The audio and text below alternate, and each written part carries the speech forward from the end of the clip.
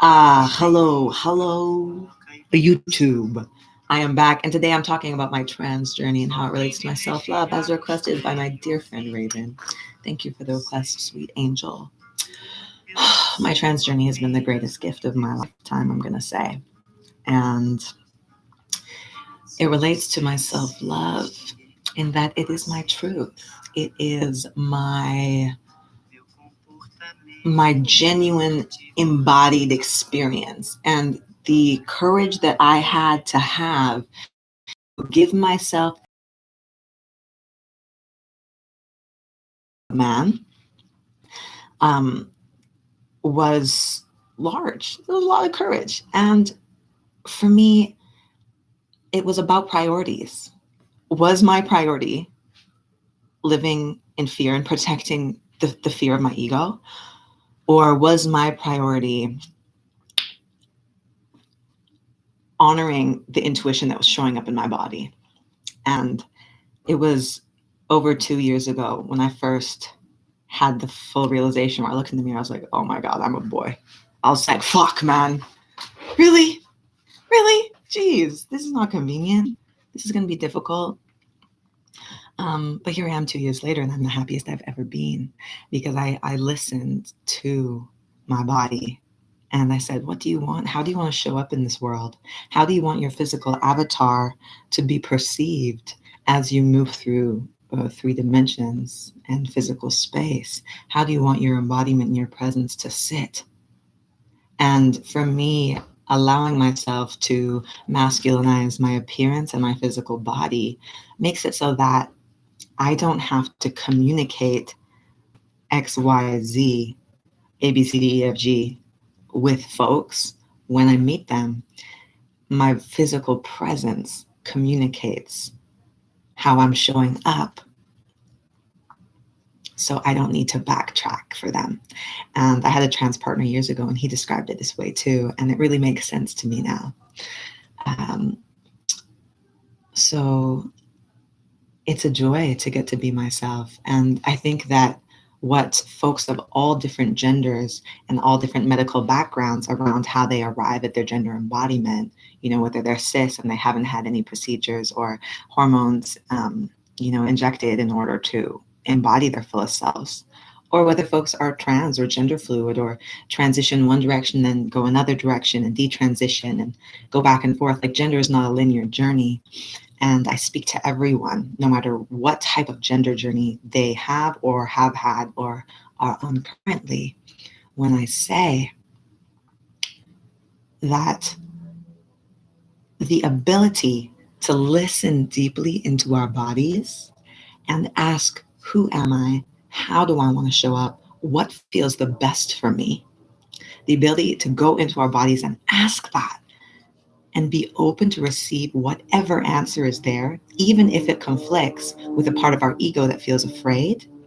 That is something that everybody can take and bring into their energy fields and use to cultivate courage and cultivate integrity with their energy bodies, really take care of themselves. As humans with free will, we are the stewards to our own spirits in this span of lifetime, 100 odd years, right? That we get to be incarnate in a single embodiment. Again, air quotes, single embodiment, because I'm like transitioning right in the middle, right? So our bodies are always changing. And when we come into this world, we have 100 odd years where we are stewards to a specific personality, a specific a type of identity, right? Like, I'm always going to have the past that I had as clear, and I'm going to have the same future, and it's my identity going through it. And so in this span of time, how can I, having free will, being a creator like we all are, how can I steward my spirit and my personality and my intuitive guidance in a way that's going to be in most integrity with the truth of what spirit is wanting to live through me in this lifetime? That's something that everyone can ask for themselves and that everyone can answer. And I think that one of the gifts of being bestowed with the intuitive grace of transness is that I was given not just an opportunity, but a necessity to listen to what my intuition and my body was telling me so that I could prioritize it.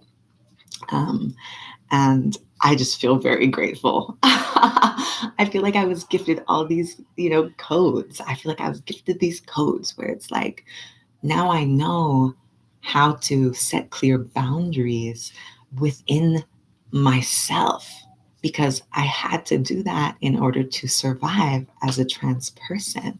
Um, I didn't want to live as a woman. It was just constantly triggering. It wasn't the vibe, It wasn't the vibe for me. And being gifted the opportunity to have something where there's such a necessity for me to listen to my body and to obey its guidance has been an incredible learning experience. And again, no matter what your gender experience is, if you're cis, if you're trans, or somewhere in between, we all have the opportunity to learn how to listen to our avatars, to these beautiful bodies that we're in, and to obey the intuition humbly. So my transness helped me cultivate self-love because it upped the fire. It upped the level of necessity for me to listen to my intuition and to my body. And I'm very, very grateful. I'm very grateful for that. It's a gift. It's a gift to get to be trans. And I mean, I just feel more and more joy every day. I feel more and more myself. I went into the men's washroom for the first time last night. I was out with my friend and we both went into the women's restroom. And she said, "What you doing in here? Why are you coming in here with me, boy?" And I was like, "I don't know, like I'm scared. I'm scared to go into the men's room." And she was like, "You fucking pass, bro. Like, get in there." And so then we went and we washed our hands together in the men's room. And the next time I went to use the restroom alone, I went to the men's restroom. For my first time. And I'm really excited about it. And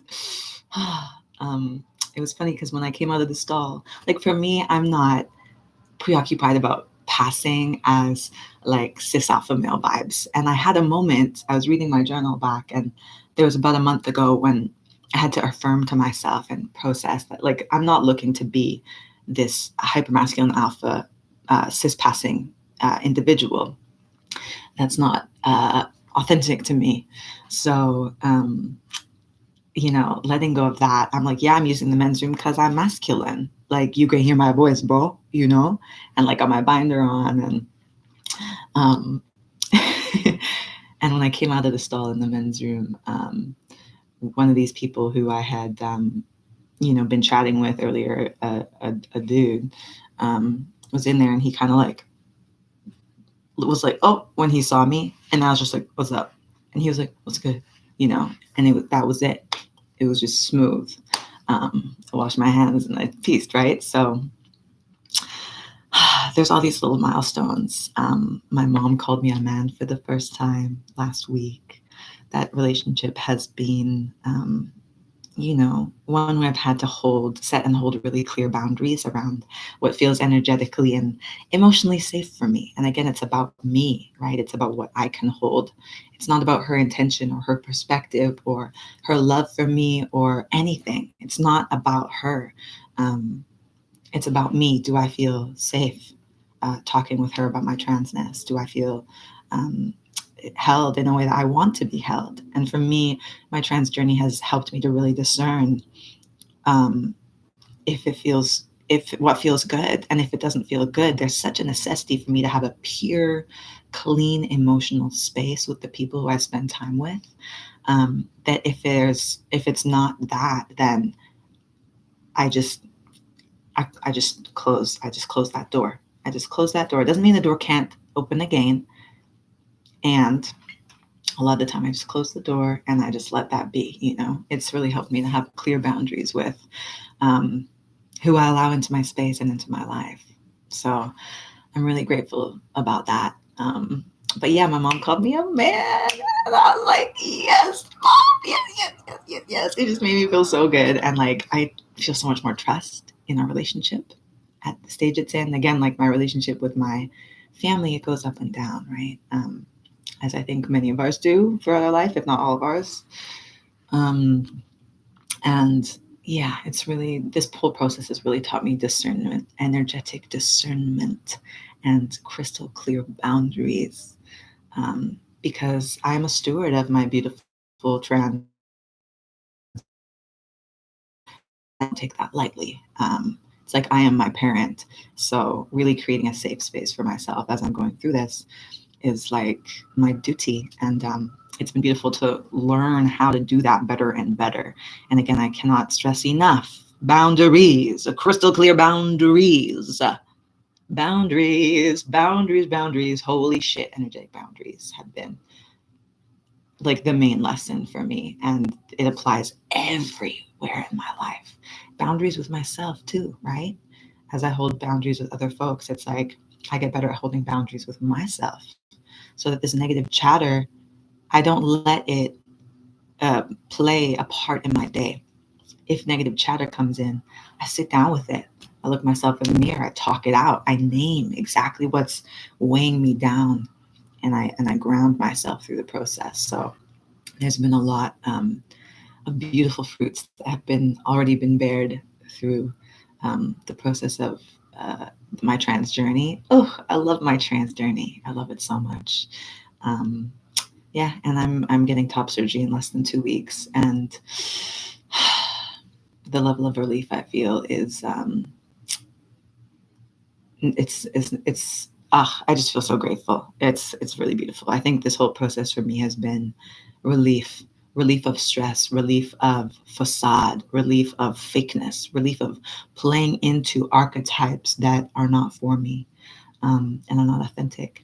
And again, it comes back to vibrational authenticity, listening to my body and allowing what is there to live.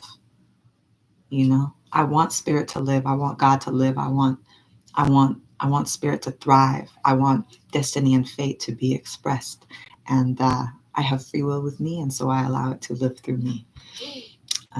Very, very grateful for the opportunity to be here and show up as trans. I'm grateful for the transcestors who came before me, who did so much groundwork to allow my embodiment to be expressed and experienced in this way. So I'm sending you all so many blessings. Thank you so much for being here with me in this beautiful Friday morning. And I'm feeling